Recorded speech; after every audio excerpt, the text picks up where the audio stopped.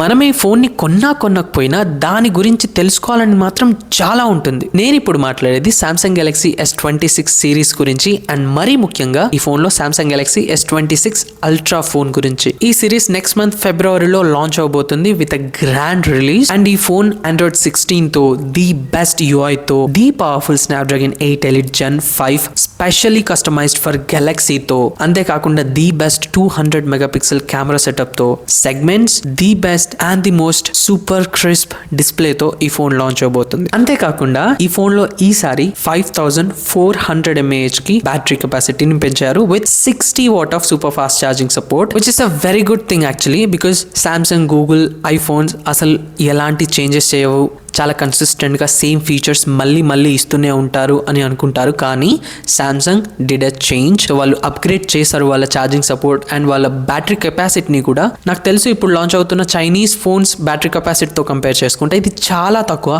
కానీ Samsung S series phones లో ఉన్న ఆప్టిమైజేషన్ వల్ల మనకి బ్యాటరీ లైఫ్ చాలా బాగా వస్తుంది. సో మీరేమంటారు దీని గురించి? ఇలాంటి ఇంట్రెస్టింగ్ వీడియోస్ కోసం మీరు కూడా నన్ను ఖచ్చితంగా ఫాలో చేసుకోండి, మీరు కూడా నన్ను ఖచ్చితంగా సబ్స్క్రైబ్ చేసుకోండి.